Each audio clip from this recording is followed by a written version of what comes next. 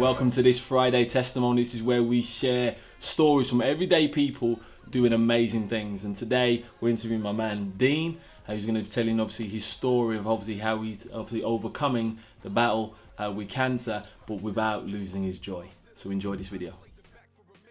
Okay, Dean. So thank you very much, obviously, to agreeing to obviously do this interview. You know, I think you've got a real powerful story to tell. We've just gone through it, and I think people are really going to be blessed.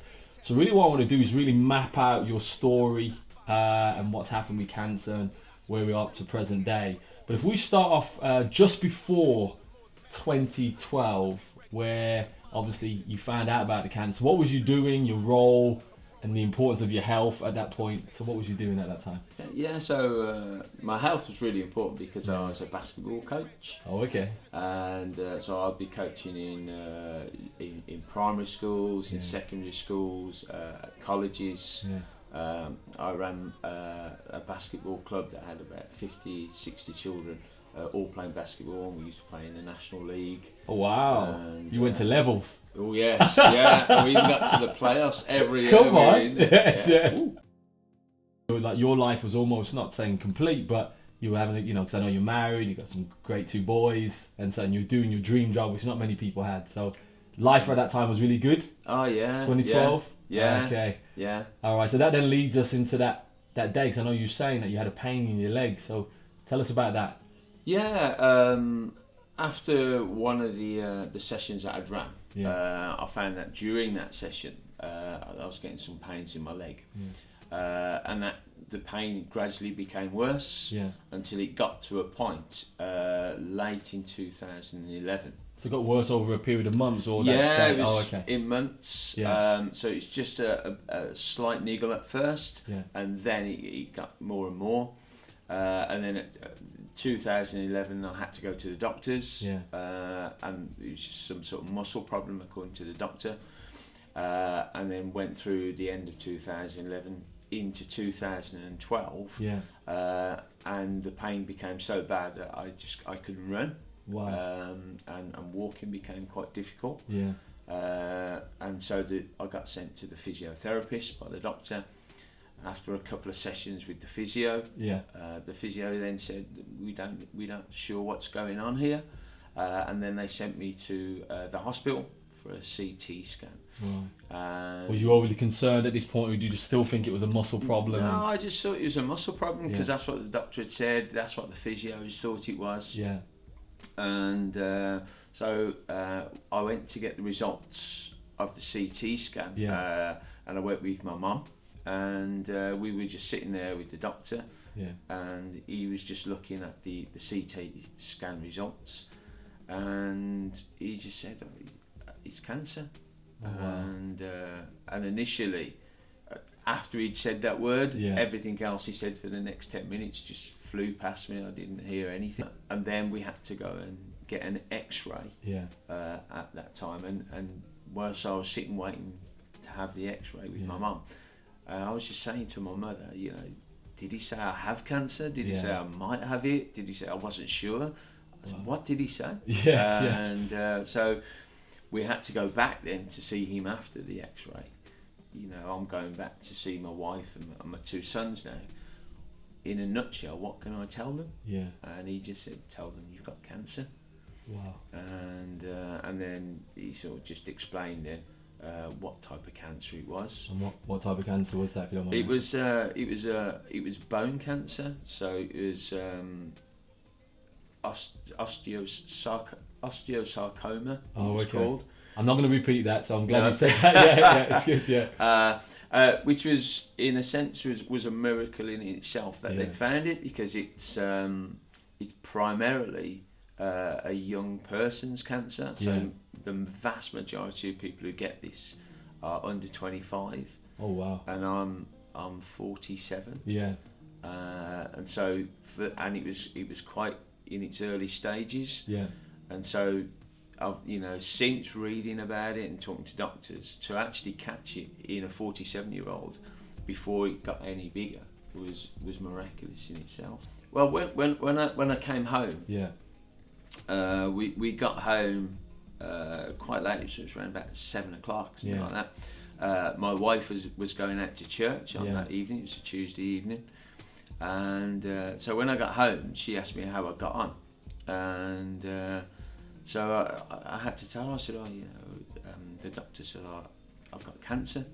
And I'm a quite a bit of a joker, so she just said, "Oh yeah, what did he really say?" I went, No. Seriously, really, this is what he said, and she looked at me and thought, "Oh wow," and she didn't know what to say, but she was going out, so I just told her to go, and then once we met up later on. That night we decided we would tell the boys together the following night. We wouldn't tell them that night, we'd tell them later. Make sure your emotions are there. Yeah. And at that point, because you were a Christian, your wife's a Christian, I believe you were serving in Sunday school, doing all those good things, you were a good citizen, quote unquote. Okay, did you ever feel like, why me?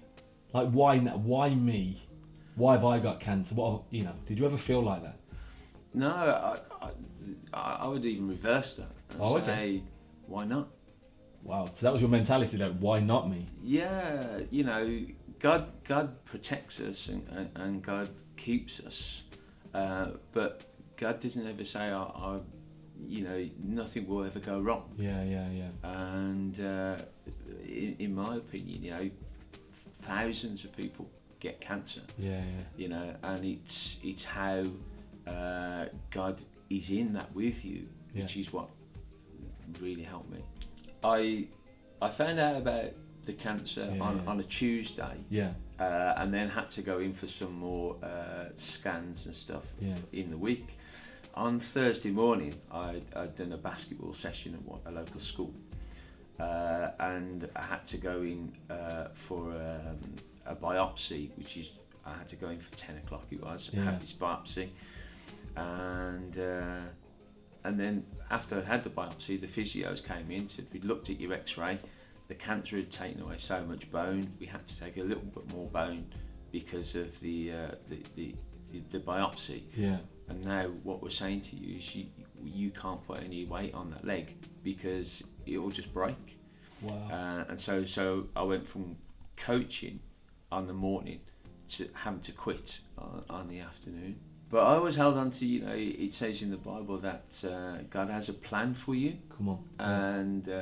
And so I knew that through this, God has got a plan. Yeah. And so in a sense, I was disappointed. Yeah. But I'm not disappointed in God. Yeah. Because I know that God has a plan. If things get taken away from you, then God can bring those things back, but even better. And for me, the job that I do now is a better job. That was, say, September 2012, and it went really well. We was moving on, going into 2013, looking forward to totally recovering. And then in February 2013, again, it was just in almost a day. I went out with a friend, went out for coffee, we were walking around. The following day, my leg just locked out, I couldn't move it, and went to the hospital.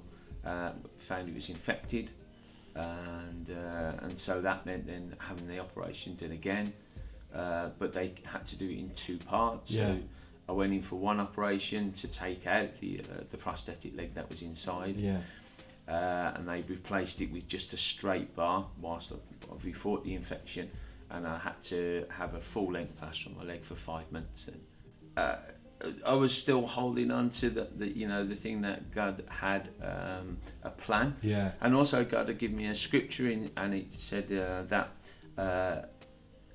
if your spirit is strong, then you would stay strong. Fantastic. And I thought the only way my spirit will stay strong is if I'm connected to God. And so every day it'd be, even when at times going through the chemotherapy and stuff like that, I couldn't have the concentration to read the word. I'd be listening to it or listening to praise songs and worship songs and just getting lost in the things of God. Fantastic. Well, so you're not, I wouldn't say sailing through, but you're going through this process, staying strong now. So the leg's sorted, okay? And you're like, you get the all clear from cancer? So all clear from cancer. Fantastic. The operation happened in 2013, so I got a brand new prosthetic leg. my legs getting a little bit shorter because they're taking bone away. And then everything was fine then, right, so I had it replaced around about October 2013, went through end of 2013, all through 2014, it was great, was getting back to driving, fantastic. And then in the end of 2014, I got another infection. So I had to go back into hospital then in 2015 to have the operation. When they took the prosthetic leg out, that was my deepest moment, really. I remember lying in the hospital bed and just saying to God, you know, if you wanted to come, if you came to the end of my bed and say, do you want to come home? I'd have said, yeah, I'll come then. You just had enough? Yeah, I'd had enough by that time. So being at a place where I just don't want to live anymore, how did you come out of that place? Well, a lot of it was through just thinking about my wife, thinking about my sons, and you know how much I love them and how much they love me. Come on. And sort of again, it was just about the plans that God had got. So you know, working with the children at church and just knowing what God had promised. And I was just saying to myself, but God, you know, that hasn't been fulfilled yet. You know, so I can't go because it hasn't been fulfilled, and just thinking that way, and again, just reading the Word of God and just listening to. So you had a vision and a big enough why. You know, you just made the decision to obviously have the leg amputated. Now you've gone through ups and downs in a short period of time. So for anyone watching this video right now, what would be the bits of advice that you would leave with them so they can be encouraged, they can have the peace and the joy that you've had through all your ups and downs as well? Well, I mean, there's two pieces of advice I'd give, really. I mean, the first one for me is my faith. My faith in God. Without that relationship with God, I don't think I'd have got through this as well as I have. And it's just that knowing that God is there through it. And you know, in the end, I thought, you know, whether God heals me or whether He doesn't, to me that doesn't matter. But God is there. So every time I was down, God was there. Every time I was up, God was there. You know. So just knowing that the comfort that God is with me through this and will help me all the way through is just fantastic. And the second thing I would say is don't look back. Don't look back at what you've lost or what you could do in the past and can't do now. Just look forward. Look forward to what you can do. And there's so much in life that you can do, and there's so many people that care for you and love you, that want to see you come through. That look towards that and look to push yourself through to those, because it's not all bad. It's not all bad. You know, how's this whole situation for you, dealing with the cancer now, obviously having your leg amputated and things like that? How is that going to be work? How are you more than a conqueror in this situation? Well, for me, if I'd have never had the cancer, I'd have never had the opportunity to work at church, work with the children, because that only came through everything that happened with the cancer and the operations and stuff. So for me, it's worked out fabulously well in that sense. I have an absolutely fantastic job. But just having the opportunity to speak to so many people, to meet so many different people, to speak at so many different places about how God is totally in control, even if you think at times what is going on, but knowing that God is in control, because down the line you never know what God's got in store, and like we say, you know, all good things work out for the benefit of those who believe in Him, and I really believe that to be true. And I always think that, you know, whatever happens now, it's only going to get better in the future, and you know, just holding on to that with God. Love that. Well, thank you very much, Dean. Okay. Bless you, man. Thank you. You.